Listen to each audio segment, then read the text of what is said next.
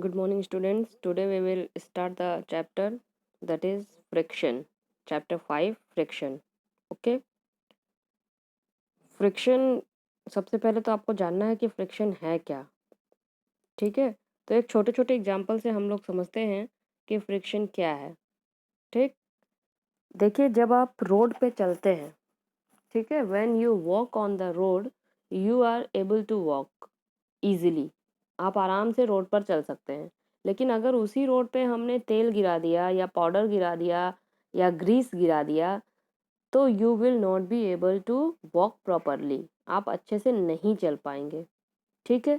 तो जो आप अच्छे से चल पाते हैं, जो आपके पैर की इंटरलॉकिंग है, वो आपके ये ग्राउंड के फ्लोर के इंटरलॉकिंग से जो लॉक हो जाती है, वही आपको चलने में इनेबल करती है.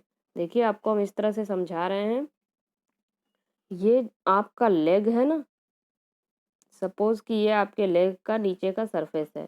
तो ये ऐसा प्लेन नहीं होता है स्टूडेंट्स, ये ऐसा होता है. अगर आप इसको ध्यान से माइक्रोस्कोप में देखेंगे तो कोई भी सरफेस इस तरह का जिगजैग होता है. और प्लस ये ग्राउंड है, तो ग्राउंड भी ऐसा नहीं होता है प्लेन, ग्राउंड भी इस तरह से जिगजैग होता है. ठीक है. तो इसकी जो ये इंटरलॉकिंग है, ये आके इसमें फंस जाती है, तभी आप चलने में ये हेल्प करता है आपको. It interlocks. इसका दो सरफेस जो है आपके शूज़ का और आपके जो ग्राउंड का, this both surface get interlock and you are able to walk, and this is known as friction. यही फ्रिक्शन है जो आपको चलने में, आपको लिखने में, ठीक है, ये सब में जो आपको हेल्प करता है, that is called friction. Okay. This is called friction. ठीक है. अब हम लोग इसको लाइन बाय लाइन पढ़ते हैं कि फ्रिक्शन है क्या. It is matter of common experience when we roll a ball bearing. देखिए, एग्जाम्पल के साथ ही ये भी स्टार्ट किया है. When we roll a ball bearing around the ground along the ground, the ball does not continue to keep on moving for long. It slows down and finally comes rest. अगर हम ball को फेंक रहे हैं थोड़ी दूर में, तो आप देखेंगे, सपोज कि ये बॉल है, सपोज दिस इज बॉल.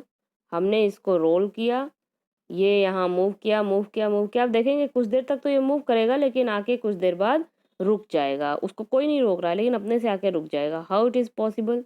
ये कैसे होता है, ये अपने से कैसे रुक जाता है. ठीक है, पहली चीज़. दूसरा, एक और सिचुएशन देखिए. We are riding a bicycle. After attaining a good speed we stop pedalling. The bicycle would be seen gradually slow down and would stop. हम बाइसिकल चला रहे हैं, पैडल मार रहे हैं उसका, ठीक है. जब तक पैडल मार रहे हैं तब तक तो वो चलती रहेगी. हमने बहुत स्पीड करने के बाद पैडल उसका मारना छोड़ दिया, लेकिन फिर हम उसको पैडल नहीं मार रहे हैं, स्पीड में हमने उसको कर दिया, लेकिन फिर हमने उसको रोका भी नहीं, ब्रेक भी अप्लाई नहीं किया, लेकिन कुछ दूर बाद जाके वो साइकिल अपने आप रुक जाती है. ये how is it is possible. ठीक है.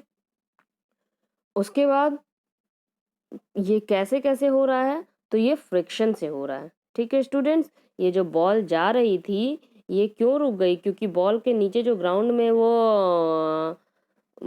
में जो वो सरफेस है, इस तरह का जिगजैग, बॉल में भी जो ये सरफेस है, ये आपस में इंटरलॉक हो जा रहा है. It is getting interlocked. और चूंकि यहाँ तो स्पीड में था, इसलिए इंटरलॉक होते होते भी वो चल रहा था, लेकिन यहाँ पे वो इंटरलॉकिंग की वजह से ही रुक गया, और इसी को बोलते हैं फ्रिक्शन. ये जो रुक गया, this is because of the force of friction. Force of friction जो है वो हमेशा अपोजिट डायरेक्शन में लगता है. जैसे ball is moving in this direction, तो force of friction will occur in this direction. वो बॉल को रोकने का ही काम करेगा. Is it clear. चलिए आगे देखते हैं हम लोग. Let's move ahead. आगे है आपका in the last chapter we learn, मतलब जो अभी आप इसके पहले चैप्टर पढ़ेंगे, force and pressure.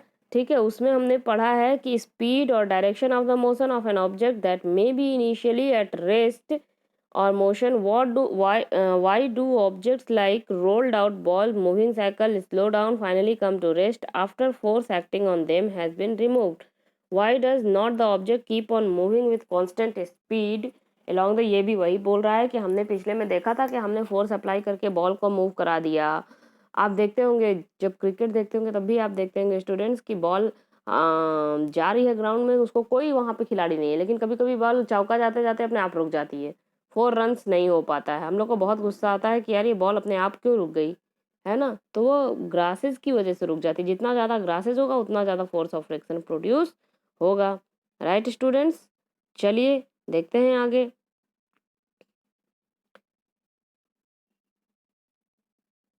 In terms of our ideas,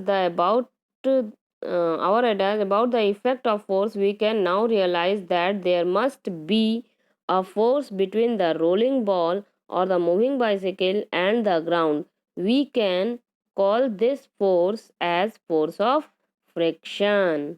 इसको ही हम लोग जो मूविंग बॉल में और बाइसिकल के और ग्राउंड के बीच में जो फोर्स लग रहा है, that is called force of friction. This force opposes any relative motion between two objects that are in contact. देखिए यहाँ पे आपको देखना जरूरी है कि कहाँ से ये हम पढ़ रहे हैं। देखिए, this force opposes any relative motion between two objects that are in contact with each other. It is due to friction between the ground and the surface of ball, wheel and box, that rolling ball moving bicycle stops. ठीक है, तो ये जो force है ये oppose करता है किसी भी रिलेटिव मोशन को, ग्राउंड और सरफेस के बीच में हो, मतलब बॉल के सरफेस के बीच में या बाइसिकल के व्हील्स के सरफेस के बीच में, ग्राउंड में और उस सरफेस के बीच में जो फोर्स लग रहा है जो कि अपोज कर रहा है उसके मोशन को, this will always oppose the motion. ठीक है, ये हमेशा याद रखिएगा कि ये मोशन को अपोज करने वाला फोर्स है, फोर्स ऑफ फ्रिक्शन। ठीक है, तो फोर्स ऑफ फ्रिक्शन एक कांटेक्ट फोर्स है। अभी हम आगे जाके पीछे हमने फोर्स और प्रेशर में पढ़ा है कि कांटेक्ट फोर्स और नॉन कांटेक्ट फोर्स क्या है। तो फोर्स ऑफ फ्रिक्शन एक कांटेक्ट फोर्स है क्योंकि इसमें सरफेस का कांटेक्ट ग्राउंड के कांटेक्ट से आता है। ठीक है, या दो सरफेस का कांटेक्ट आपस में आता है तब फोर्स ऑफ फ्रिक्शन लगता है। अगर आपस में नहीं कांटेक्ट आएगा तो फोर्स ऑफ फ्रिक्शन नहीं लगेगा। ठीक है, आगे हम लोग और देखते हैं कि फोर्स ऑफ फ्रिक्शन है क्या। Right students,